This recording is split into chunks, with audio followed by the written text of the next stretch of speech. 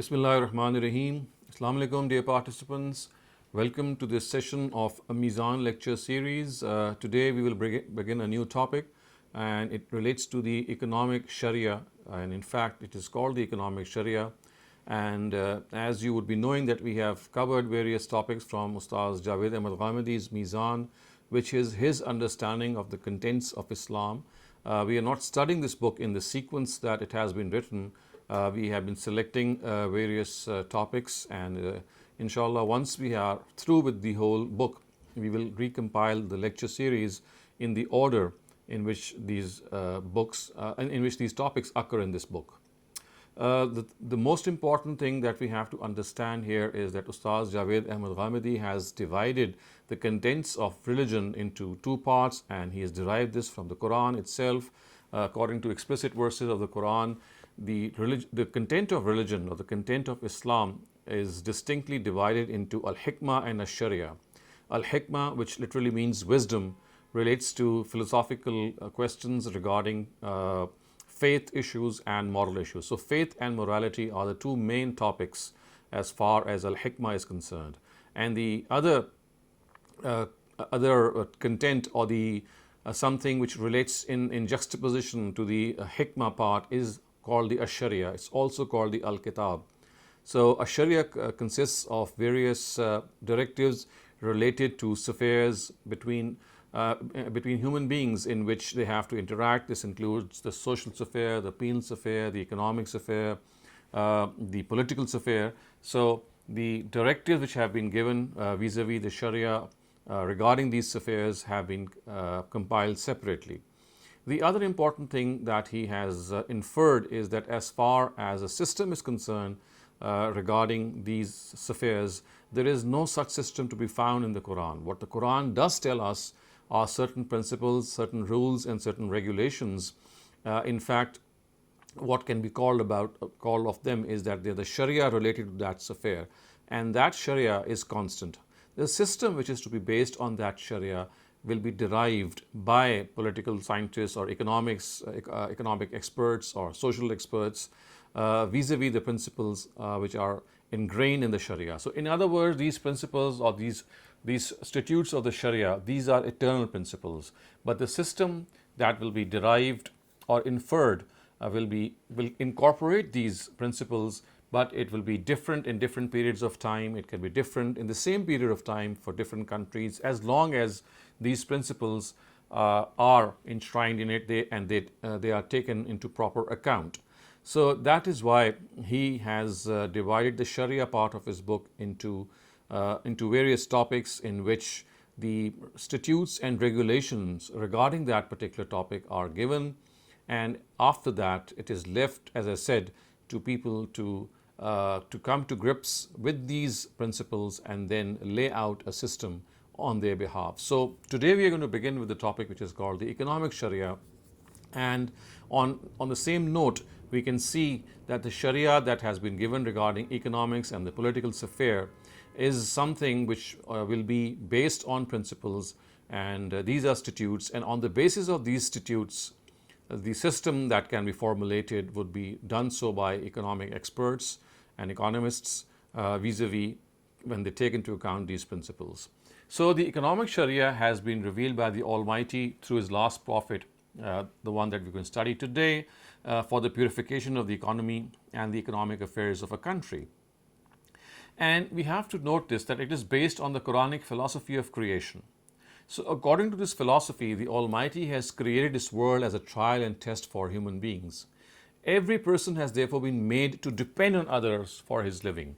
No one in this world can live independently as regards needs and requirements. In other words, a person of the highest rank is dependent on others, and people have to turn to even the most ordinary to fulfill them.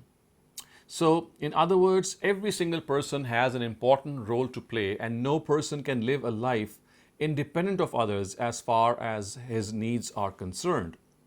And people have been blessed with varying abilities, intelligence, and inclinations, as well as with varying means and resources. And it is because of this variation that a society comes into being. So we can see that as far as our society is concerned, it is composed of, it consists of various elements, of various people. We have scholars, we have people who are absolutely adept in academics, we have people who work hard in these affairs, and on the other hand, we have people who work for their menial, in the menial sphere. They are one who might be tilling the soil, or maybe who might be producing marvels from machines, or they are artisans whose craftsmanship builds astounding skyscrapers. But as I said, both these categories of people, or different categories of people, abounds in our society. And on this basis, the Quran has laid down its basic principle of the economic Sharia. And you can see this basic principle in front of you in this screen. And this is verse 32 of the 43rd surah of the Quran. It says, نحن قسمنا بينهم معيشتهم في الحياة الدنيا ورفعنا بعضهم فوق بعض درجات ليتخذ بعضهم بعضا سخريا وَرَحْمَةُ رَبِّكَ خَيْرٌ مِّمَّا يَجْمَعُونَ. We have allocated among them their livelihood in this world in such a manner that we have raised some in status above others, so that they can mutually serve each other. And better is your Lord's mercy than what they are amassing. So you can clearly see that the Quran has said that by creating various classes of people, the Almighty is testing whether the big and small, the high and the low, create a society based on cooperation and respect, or create a disorder in this world by disregarding the role each person has been ordained to play. And this latter attitude, of course, would lead them to humiliation in this world and to a grievous doom in the hereafter. So basically, it is this test through which the Almighty is trying to gauge whether we deserve His eternal paradise or we deserve the ignominy of hell. And this trial has also been, although it doesn't form the basic principle, but as you can see, the important thing that the Quran is underlined here is also displayed before you in the form of this verse. وَنَبْلُكُمْ بِالشَّرِّ وَالْخَيْرِ فِتْنَةً وَإِلَيْنَا تُرْجَعُونَ. And we are trying you by giving you happiness and sorrow to test you, and to us you will be returned. So it is to salvage human beings in this trial that the Almighty has guided them through His prophets and revealed this economic Sharia to cleanse and purify them. So as far as the Sharia is concerned, which we will just study, this is meant for this purification, and it is based on this substitute that the society is not based on the same level of people. People have different abilities, they have different attitudes, they have different inclinations, and as a result, some are more talented, some are less talented, and this ultimately results as a consequence into various sections of the society, with each section depending on the other in some form or the other.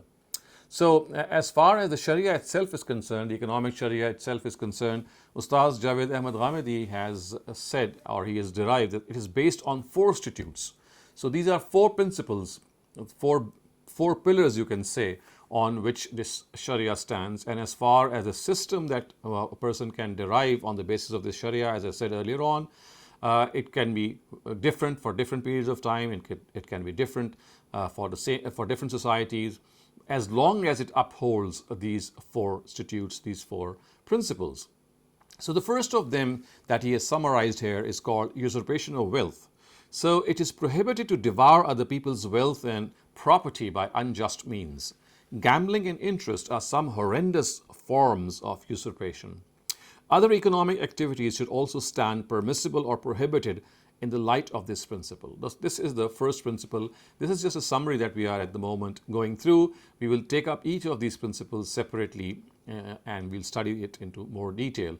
But for the moment, the first principle, or the first pillar of the economic Sharia, is that illegally devouring the wealth of other people has to be put an end to, and the state has to take has to play its role. And any illegal activity which actually leads a person to usurp the money of others has to be ended at all cost. As far as the second statute is concerned, or the second principle is concerned, this has been called as national assets. And he has written that wealth and assets which are not in the ownership of an individual or cannot be in his ownership should remain in the ownership of the state, so that this wealth should not get concentrated among the rich and that it be directed to those sectors of the society which are dependent on others for their needs. Similarly, certain obligations to the state can also be fulfilled through this means. So what he has said here is that things which cannot be given in private property, in private ownership, and things which are meant for the collectivity, they have to be, all these things have to be owned by the state. For if they are given into private ownership, then wealth shall definitely accumulate in certain sectors of the society. The people who are more able, wealth will start flowing towards them, and as a result it will get concentrated among such people. So in order to stop this, all such collective assets and collective wealth must belong to the state, and the state then uses this wealth for public good and public welfare. As I said, we will inshallah study some of the details which should be known as far as these national assets are concerned. For the moment, we are just summarizing the Sharia, and this was the second pillar. Now, as far as the third pillar is concerned, or the third principle, it is called documentation and evidence. And it means that in affairs such as various financial transactions, making a will, and acquiring a loan, the parties involved should write down a document and call in witnesses on the contract written. And indifference to this can at times lead to great moral misconduct. So things have to be documented. This is a very important statute of the Sharia, that whenever there is some financial transaction going on, whether it's a loan which is being acquired, whether it's a lease document which is to be signed, whether it is any sort of transaction, and this of course also includes the writing of the will, which is incumbent upon people, that whenever this is done, that it should be documented. And not only should it be documented, but it should also be evidenced, which means that witnesses should be called upon this document so that they can testify that yes, this transaction or this will was executed or should be executed, and as far as this loan was concerned, yes, the two parties agreed to it, so that in future there is a point of reference, there is something that they can refer to. And you must agree with me, and I'm sure you would, that there are so many instances that we have seen in our lives that because of not documenting these financial transactions, we have gone through a lot of agony and pain, maybe our brothers and sisters, maybe people that we know, because they have not paid heed to this all-important injunction of the economic Sharia, that whenever there is some economic activity, any sort of economic transaction, then whether it is between two brothers or between a parent and their child, it doesn't matter, it has to be written. People generally think that if we ask the other party to write it down, then this would seem as if we are not trusting that party, or it's like a breach of confidence. We have to understand that this is not the right approach. It's not a breach of confidence, nor is it a lack of trust that we have to carry out this process. It is because of the fact that there has to be some reference point.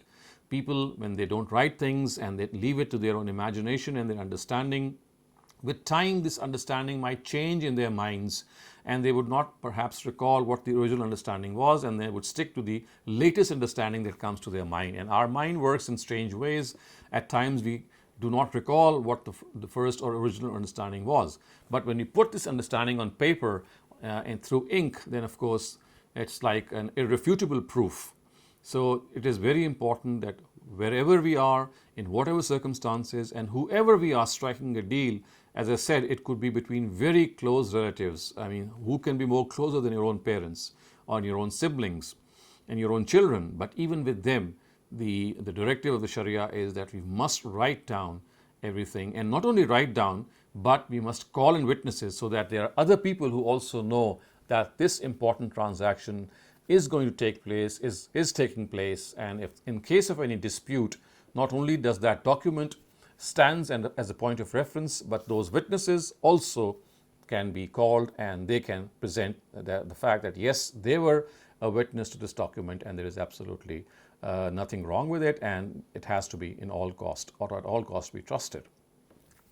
As far as the fourth and final statute is concerned, this relates to the distribution of inheritance. Now we know that the Quranic law of inheritance has been very, very emphatically mentioned in the beginning of Surah Nisa and also in the last verse of Surah Nisa, which details out how property and wealth and assets must be distributed at the death of a person, and it has not been left to the discretion of an individual. Yes, we know from the Quran that individually people were given this right earlier on before the law was revealed, so that they could become they could acclimatize themselves to this directive that whatever wealth that they are leaving behind, they must write a will in favor of that, and that will was made conditional to ma'ruf, which means the conventions of the society. But later on, a whole law was revealed in Surah Nisa, and that law, inshallah, we will be studying in detail later on as we move along this topic.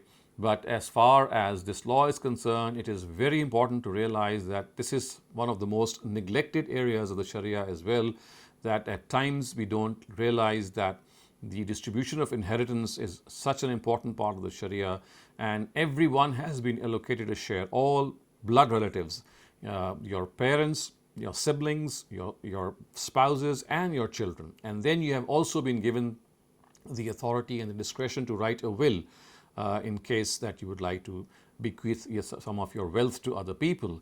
And importantly, we have also to understand the fact that as far as wealth is concerned, that you give to your own children or to your own parents or to anyone of your own liking in your own life is not to be counted as inheritance. It is a gift, and in technical terms it is called heba, and for that the law of inheritance does not apply in any case or in any way.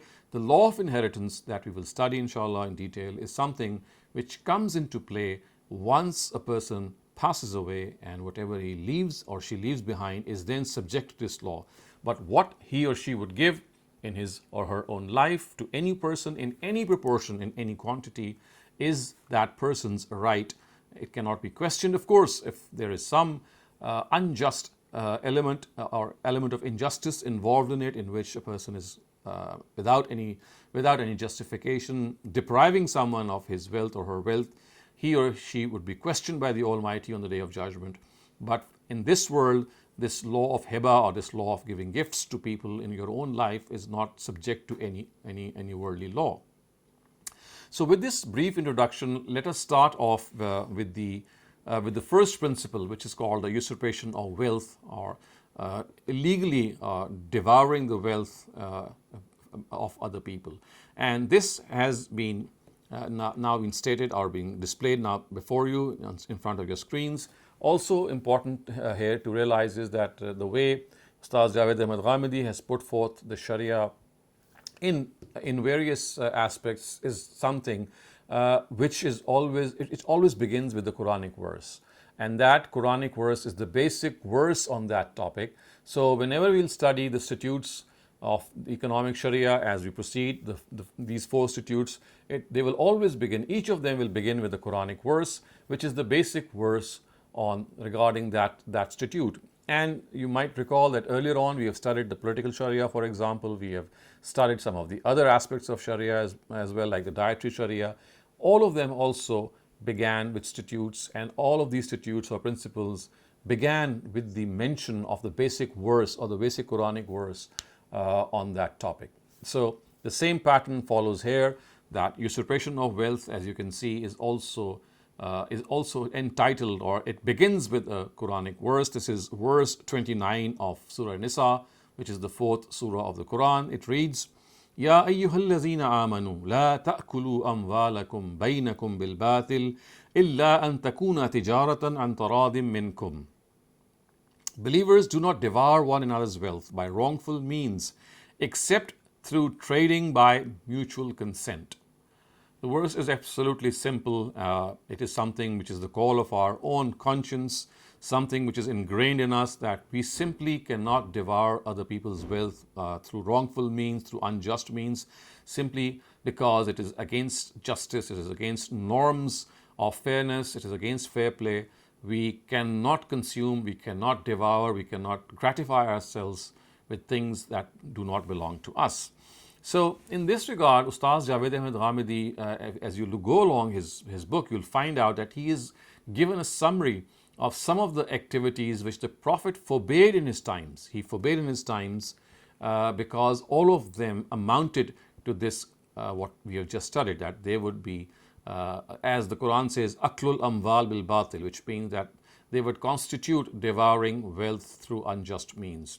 Some of these practices might not exist today, but any practice in which this thing exists will be, of course, by analogy, regarded to be part of it, and others which might not, of course, have that element anymore in them will obviously be dismissed. So just to read through that summary which Ustaz has given, I'm not going to read the exact references, but very briefly, so that you can have an idea of how in Arabia of those times, in the times of Prophet Muhammad, there were so many practices rampant that amounted to usurpation of wealth, and the Prophet had to intervene and he had to apply this principle of the Sharia. So remember, the principle of usurpation of wealth, which is mentioned in Surah Nisa, was the guiding light that he had in mind, and he applied this principle to various transactions that went forth in Arabia in those times. So just to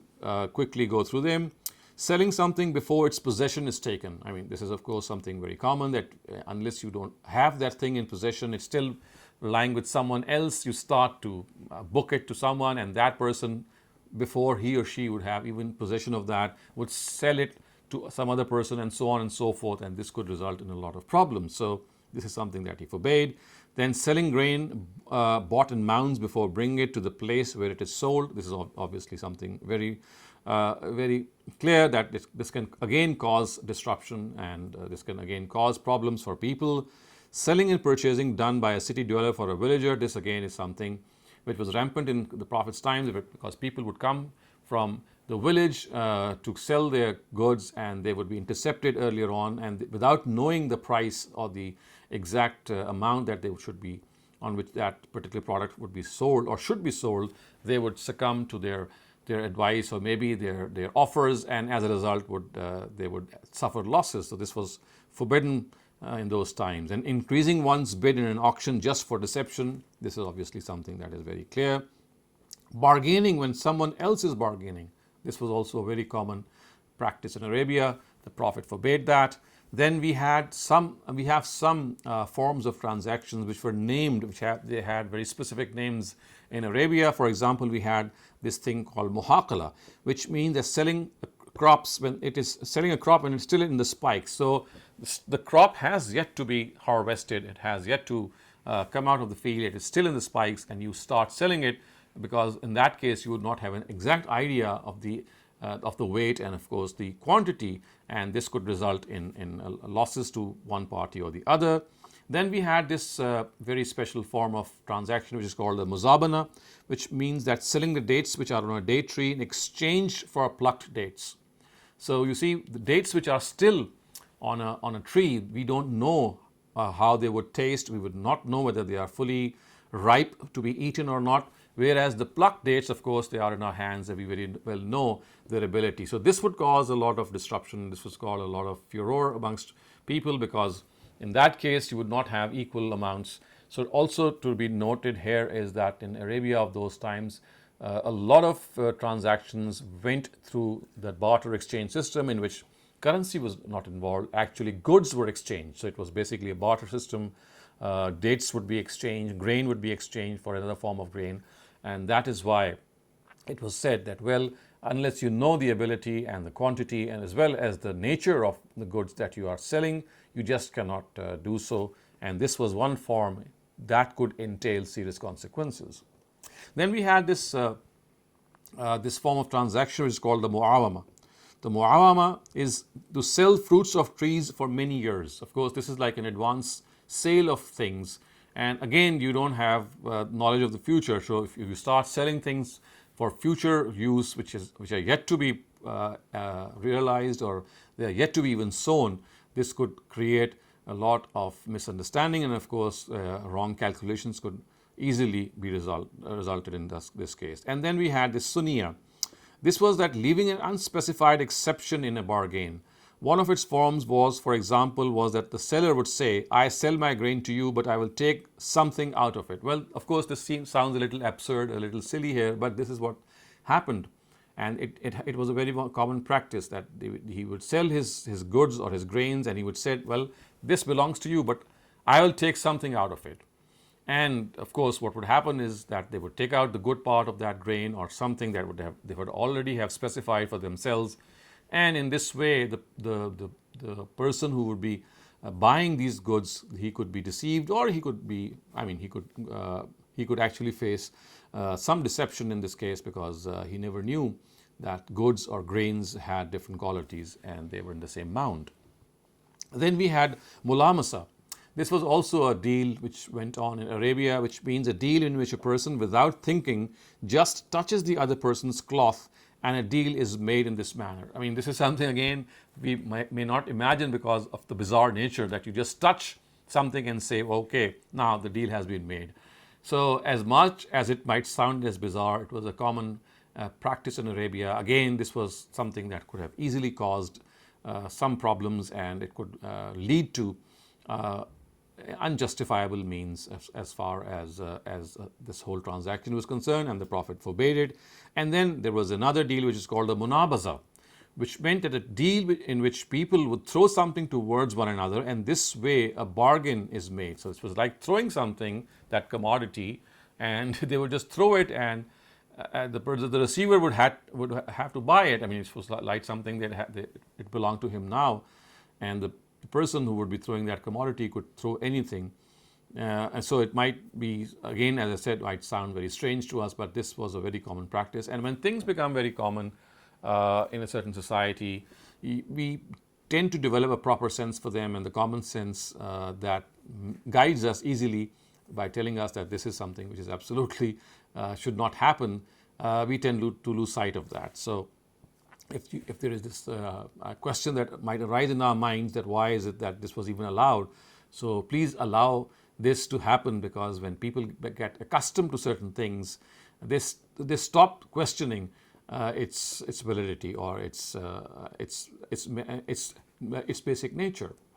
Then we had this thing which is called bay'al al-habl al-habla, which means that a deal in which people sell camels by saying that whatever offspring this camel gives birth to, and when that offspring gets pregnant, whatever it gives birth to, then the last offspring is bought by me. So you can clearly see that the way this deal is described, it could result in a lot of deception and fraud. How would you know that the end product or the last animal that would be born is something that you would give for a certain price, or it would have a certain ability that you were looking for in that animal. So it was fraught with a lot of uncertainties, and the Prophet as a result forbade that. And then we had this bay'ul hisa. So bay'ul hisa would mean that in pre-Islamic times, such a bargain existed generally in two forms. One was that people would make a deal about a piece of land, and then the buyer would throw a pebble. The distance covered by the pebble would be regarded as the length of the sold land. And the other form of the bay'ul hisa was that people would throw a pebble and say that whatever thing it touched would be considered as sold. Again, something which is incomprehensible, but this was in practice in Arabia. They would throw a small pebble, and the amount of distance covered by that pebble would be regarded as the length of the land that was sold. And similarly, people would throw a pebble and say that whatever thing that pebble touched would belong to them, or it was considered as sold. Again, this is something which the Prophet forbade. And some more practices are coming up, as you can see in your next slide, as selling fruits of a tree before their quality and characteristics become evident. So you know that the Meccan and the Medinan lot of people, they were given to agriculture, they were also given to animal husbandry. So this was something very common, that selling the fruits of a tree even before it could be known whether the tree would be giving good fruit or not, it would be sold, and this could cause a lot of problems. Then selling spikes before they turn white and become safe from calamities. This is the same thing that we have discussed earlier on as well. The spikes of crops they can become safe from calamities, can always face this problem that if there are calamities, and this does happen in cultivation, that at times you have these natural calamities, and they strike those spikes, and as a result, whatever deal had been materialized would have been badly affected but by whatever calamity that spike would be struck with. Then selling a commodity which is defective except when the buyer is informed of its defects. Obviously, this is something that we know, that we just cannot sell defective items unless we divulge their defect to the prospective buyer. Then holding the milk of camels and goats in their udders before selling it. This was also something, again, that the Arabs would do, and I dare say some of our milkmen today, even they also do this, that they hold their milk in their udders, and again, the nature of the milk that would be produced is not exactly specified, not known, and as a result, disputes and dissensions could inevitably result. Then intercepting tradesmen and buying their merchandise before they reach the markets. This is again something that is very, very common, or was common in Arabia, and even today I think there are areas in which this practice is still rampant. And then making a deal by giving money in advance such that a person obtains the item after it is ready, except if this transaction is carried out for a fixed measure, a specified weight, and a definite period of time. So this is something that is what we call as advance, giving something in advance, so like an advance payment of something. So this could carry a lot of dangers and again uncertainties because of course we don't know the nature of the transaction. Yes, the Prophet said that if it is carried out for a fixed measure or a fixed weight and we know the time, then of course the uncertainty element in that deal stands eliminated. Then we have another deal called the muhabara. So muhabara would be adopting methods of crop sharing in which the profit of the landlord is fixed beforehand. So you see, in cases of crop cultivation, you just never know when or how the crop would fare in future. And if the share of the person who's the landlord is already fixed beforehand, you would never know whether the person who is going to till the soil or cultivate the crop is going to get sufficient or enough money regarding the deal that has been made. So this was also forbidden by the Prophet. So adopting methods of crop sharing in which the production of a particular area of land is regarded as a right of the landlord. Again, you can see clearly that if you reserve a particular part of the land and say, okay, whatever is produced by this part will belong to the landlord and the rest is going to belong to people who are going to till the soil, this could again produce a lot of uncertainties, and because you never know which part of the land could produce crop which would gain more vis-a-vis others in the market. So this was also forbidden.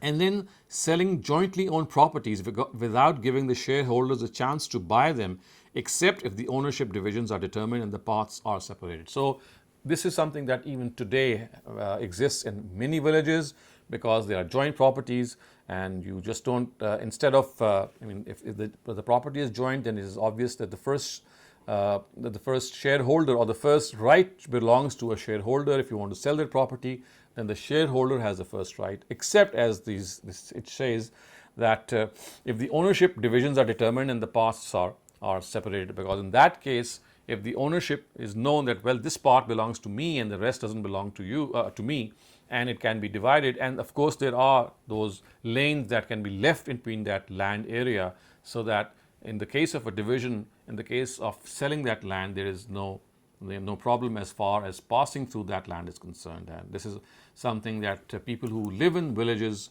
on far-flung areas, even today, they know that this happens, especially for joint properties. And because in our villages we still have brotherhood systems, we have families living for centuries in the same area, so this concept of joint property still exists there.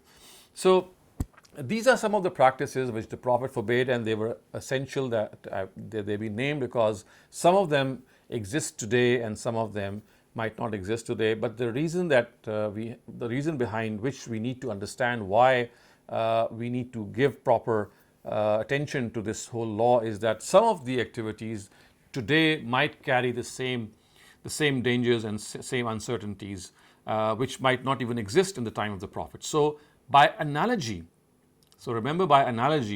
they would be regarded within this ambit, and they would be forbidden. And if there is some economic activity which is even specified here, and it no longer has that uncertainty, or it no longer is in a situation in which there could be some some problems for the buying or the selling party, then that could also be excluded. So the important thing is the principle which is underlying, which is devouring wealth on through illegal means or unjustifiable means. So that has to be stopped. Some of these practices, as I said, were the ones which the Prophet stopped as a result of this, and others which are not present in this list could be added to, because these are practices that have arisen in recent times. One thing that comes to my mind as an example could be this whole phenomena of bitcoins. Although now it has gone into recession and maybe gone back in the back of our minds, but there was a time a couple of months ago, maybe a year ago, when it was really flying high. And so this could, and this did come in scrutiny in the eyes of people who were actually examining it, whether it is something which could be analogously linked to this. Whether it should be or not could be a question that we could grapple with. But one example that does come to my mind is this issue of Bitcoin. So two other things that were also mentioned, or that are also mentioned in the Quran, and these are very important things, and they have been therefore mentioned separately by Ustaz Javed Ghamidi in his book, and these are two practices that are very, very rampant today. One of them is gambling, and the other one is interest. So gambling and interest, these are again two forms of aklul amwal bil batil, which means to devour the wealth of other people through unjustifiable means. So we'll just take them up separately, one by one. So let us look at gambling. So remember, we are studying the first statute of the economic Sharia. The first statute is that wealth cannot be acquired through illegal means in any way. It cannot be in any way unjustifiedly devoured from any other person. So as far as gambling is concerned, you can see now the basic verse which is mentioned here.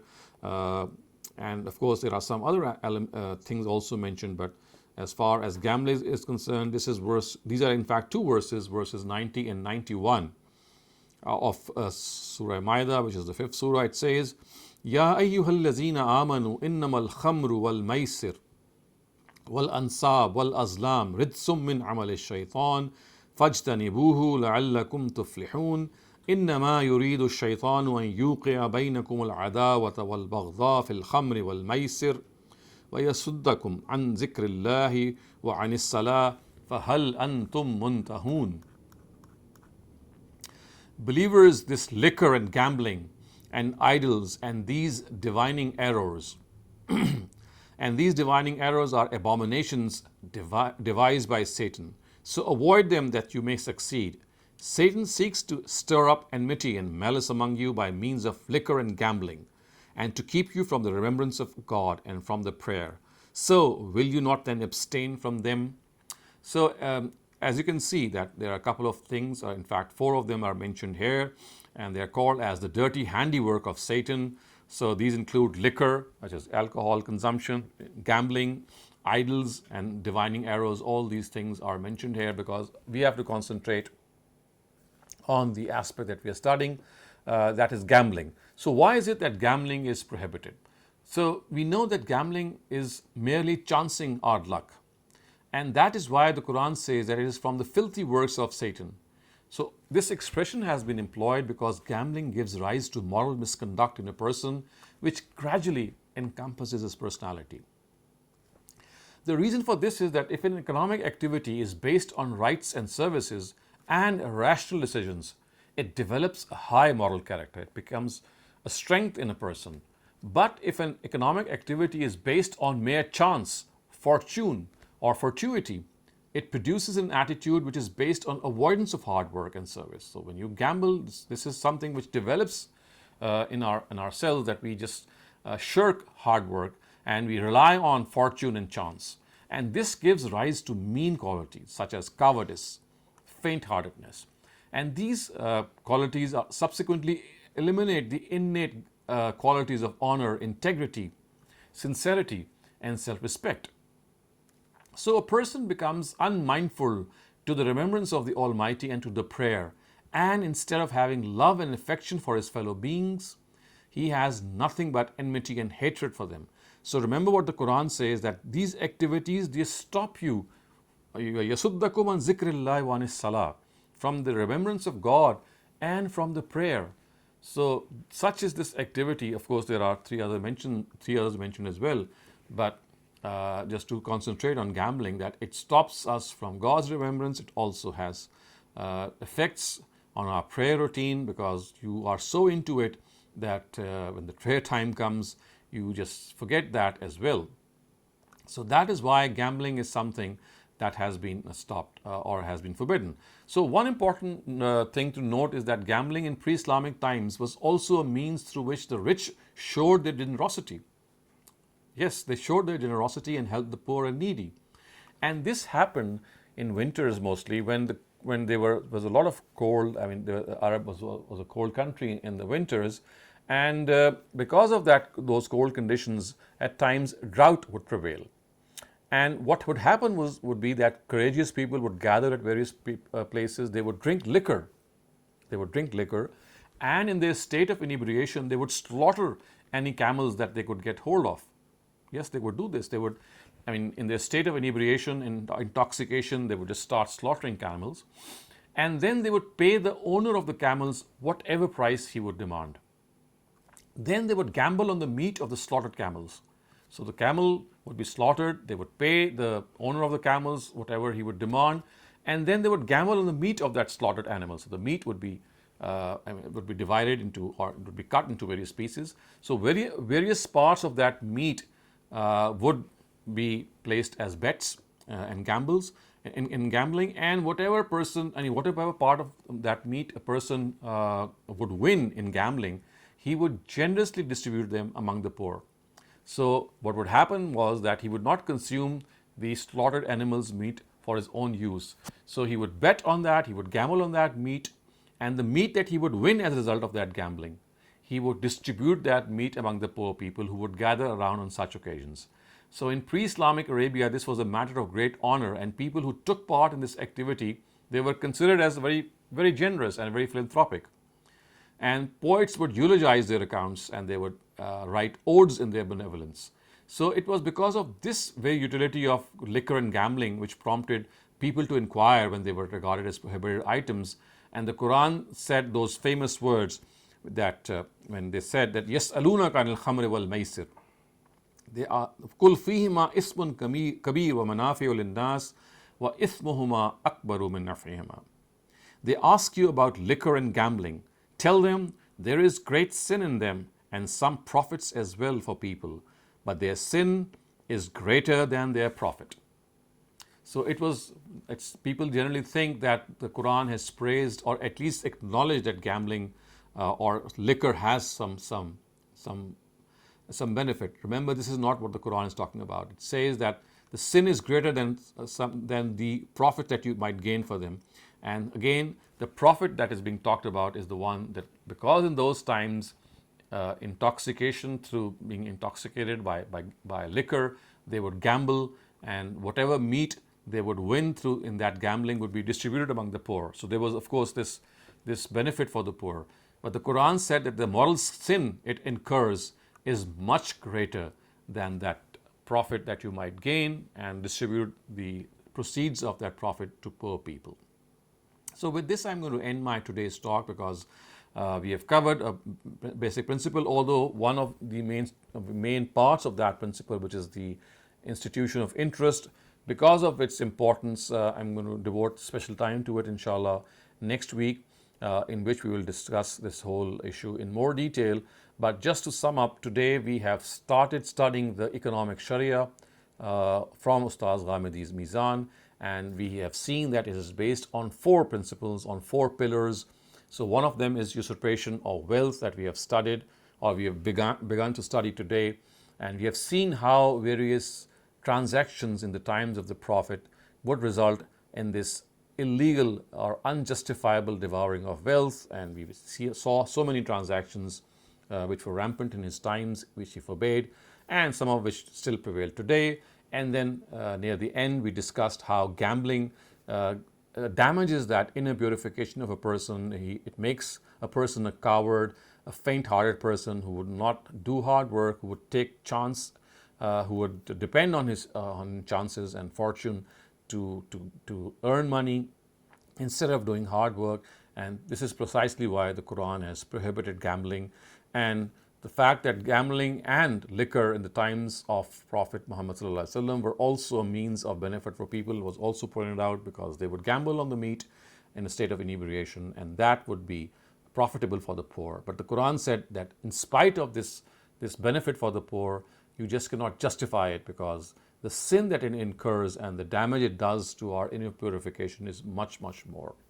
So with this, you can ask your questions now, inshallah, and then inshallah in our next sessions we will continue with the study of the economic Sharia. Assalamu alaikum, Dr. Shehzad. Dr. Alaikum salam. Shehzad, that if a will has not been written in a family, and the father has died and there's no will, and the brothers are depriving the sisters of their inheritance, so does it justify that the sisters can take the brothers to court, or would it be better, for the sake of family relationships, to avoid it and leave it to God to judge them when the time comes? Because I have faced that. I've been deprived, and I wasn't sure whether my sister and myself should go to court or just leave it, because it was breaking up our family.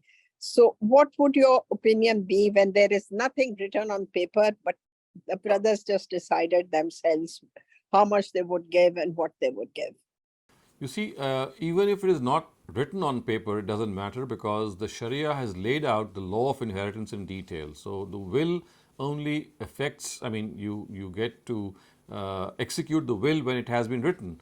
In the absence of a will being written, the law of inheritance will take its place and the law will take its course. So whatever has been mentioned in the Quran vis-a-vis the shares of the siblings or the daughter, or, the children or the parents or the spouses, the inheritance law will take its course.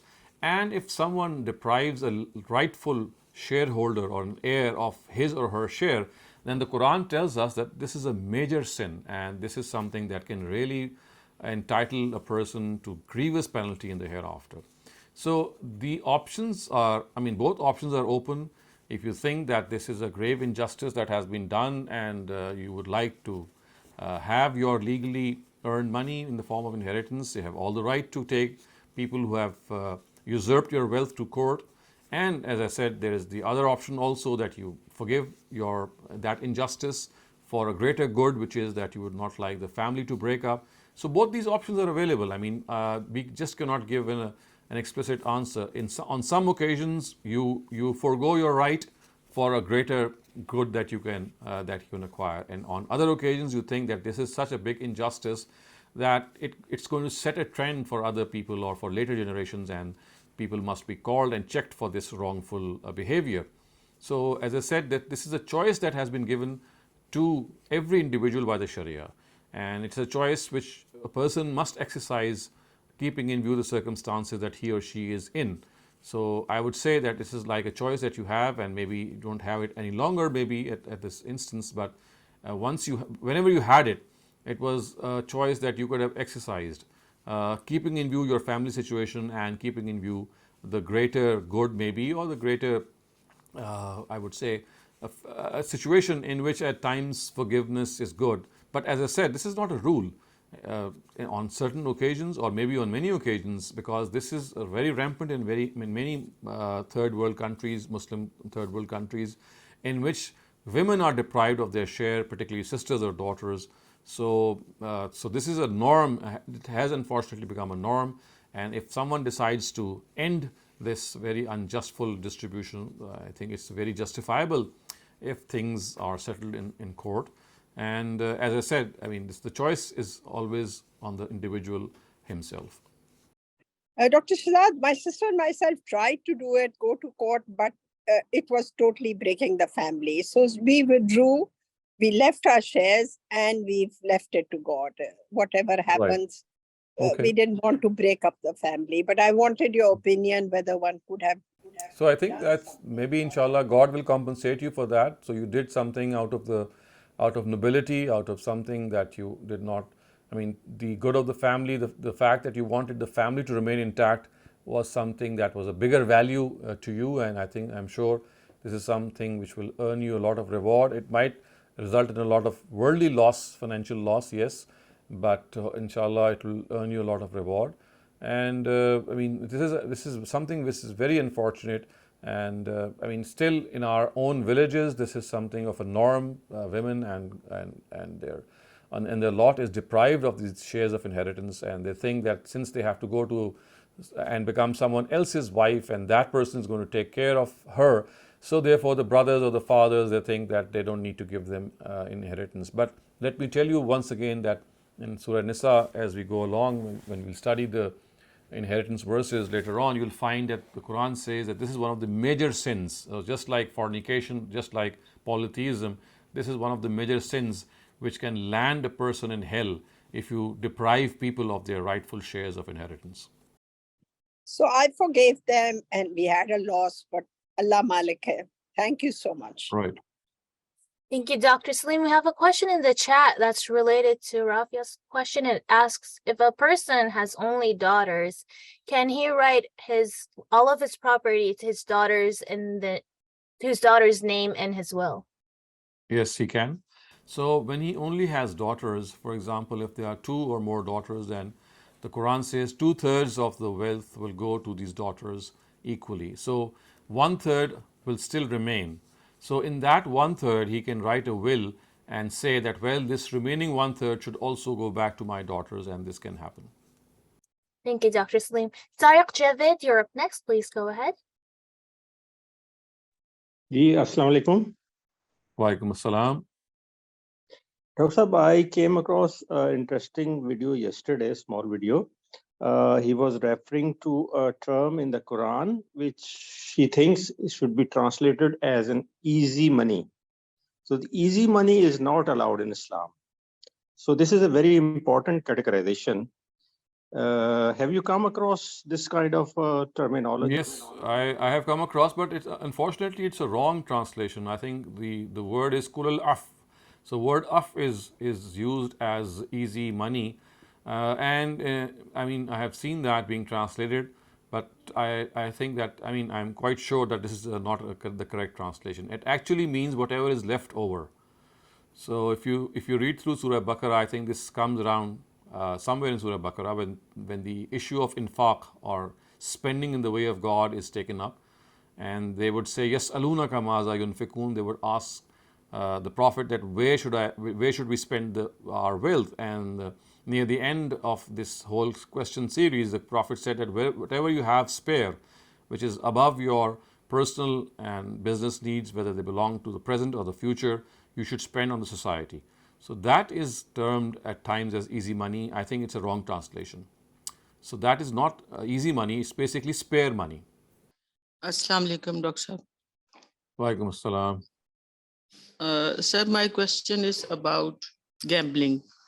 If somebody plays cards with his friends once a week or after 2 weeks, just as a game, and keeps aside 5,000 or 10,000 for this purpose and never gets it mingled in the rest of the money that he spends in home expenses, so would it still be called gambling? I mean, what I could not understand. I mean, if that money is used in gambling or not. His money is used in gambling, but he keeps it aside in one of his drawers, and he never gets it mixed up in his daily expenses. But what is the purpose of? So what is the purpose of that money? I mean, it will stay there forever? Just for enjoyment with his friends. He plays just for enjoyment with his friends. I mean, at the end of the day, you see, at the end of the day, those 5,000 rupees would have to be spent. I mean, even if that person passes away, it will be counted as an inheritance or something that he leaves behind. So I personally think that even this should not be done. As far as gambling is concerned, whether you do it at a smaller scale or a larger scale, because it is something that can always induce you to something that is greater than what you're already doing, it's not advisable, I would say. And as I said, in this case, this money I mean, it has to come to some use or the other. If even that person doesn't. Sometimes he gives it to some needy person or So this is another important thing. So you see, the Quran tells us that you should only spend pure money for the poor, on the poor. La tayammamul khabisa minhu, which means that there are verses in the Quran which tell us that your money must be pure for other people. It should not be interest based or gambling money. Yes, there could be areas or issues in which you get that money coincidentally or fortuitously. For example, when you put money in your savings account, you do get that interest and you just cannot help it. So in that case, maybe you can just give it to charity. But in this case, you are doing it intentionally, and therefore, even if you spend it in charity, that is not the right thing, because as I said, the Quran tells us that only pure money should be spent for charity. Only money which is legally earned should be given in charity. Sir, otherwise he's quite regular in namaz and roza and is a practicing Muslim and zakat. But So I think maybe if he is so regular, then I think all the more reason that you can convince that person that, well, this is something which the Sharia has taken offense to, and it does not recommend it in any way. But if he insists, then let the matter be settled between him and God. All that we can do is make that person realize that this is not the right way to go about. जी अस्सलाम वालेकुम। Walaikum assalam. जी उस्ताद, मेरा सवाल ये था कि एक आदमी अपनी विरासत में कितनी परसेंट वो विल वो कर सकता है जो अपनी मर्जी से वो डिस्ट्रीब्यूट करना चाहे, और अगर किसी एक और इसी से रिलेटेड है कि कोई आदमी अपनी पूरी मीरास को अपनी मर्जी से तकसीम करे और उसके इंतकाल के बाद दूसरे लोग क्या वो जो अल्लाह ताला ने कानून बताया उसको के मुताबिक तकसीम कर सकते हैं क्या? First, the first question's answer is that there is no limit to making a will. Usually, it is construed that you can only make a will in 1/3 of your legacy that you're leaving behind. This is not correct, because the hadith from which it is derived is a very specific one, in which the Prophet was speaking to a particular companion of his, and he said that, well, you have your children who need your wealth, so don't make a will in such a big amount that your children are deprived of it. So when he said, well, I'm going to give all of my wealth, the Prophet said, please reduce it. And he said half. The Prophet said, reduce it further. And he said 2/3. The Prophet said still more. And he said 1/3. And finally the Prophet said, okay. So it was like a conversation that was going on between the Prophet and a Sahabi, keeping in view the circumstances of that Sahabi. And Prophet said, okay, don't go beyond 1/3.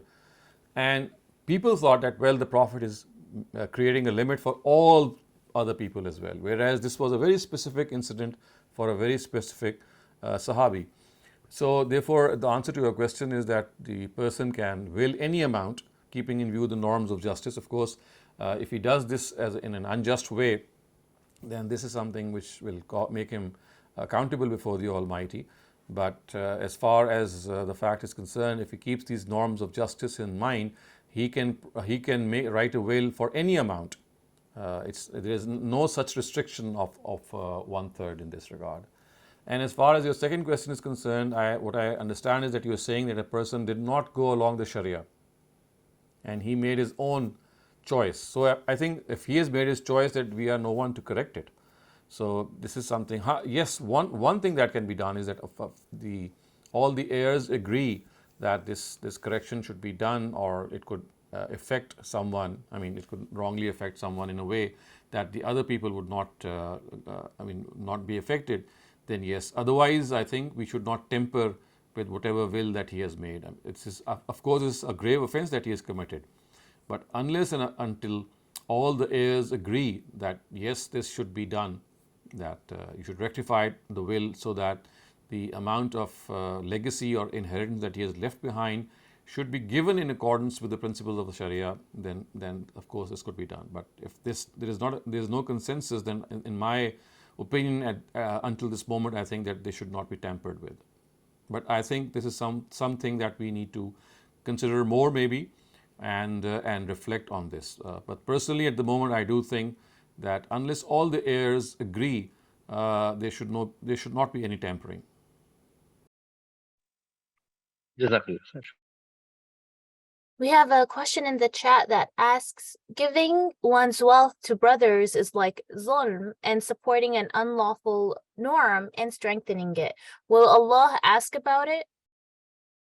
Of course, you see, the question itself begs this question that why is he doing something which is unjust, which he himself thinks is unjust? If he is giving more preference to some of his brothers, or depriving others, or depriving some other relative, then this is a question that your own conscience will tell you that if you are doing such a thing, it is unlawful, it is unrightful, it is against justice.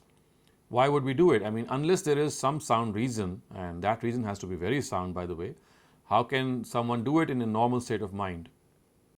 Thank you, Dr. Saleem. Next up, we have Riaz. Riaz, please go ahead. Assalamu alaikum, Dr. Sir. Wa alaikum assalam. Dr. Sir, my question is about the stocks, because everything is digital nowadays. So it really doesn't exchange hands.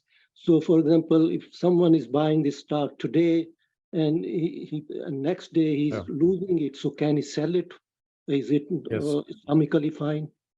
I think that, again, as I said, if a person is absolutely sure that even if that thing is not in your possession at the moment, and by not being in the possession, this will not affect any future deal, such that there would be no element of fraud or deception, then yes, this could be one thing that a person can indulge in.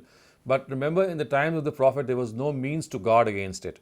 But today, if there are means against which you can guard against, for example, if there would be no loss or no deception for the parties involved, then, as I said, the principle is the same, that if you can ensure that there would not be any fraud, deception, or loss for a party without any justifiable reason, then of course that deal can be carried on. Oh, okay. Thank you, sir. Thank you. Iqra Bashir, please go ahead. Assalamu alaikum.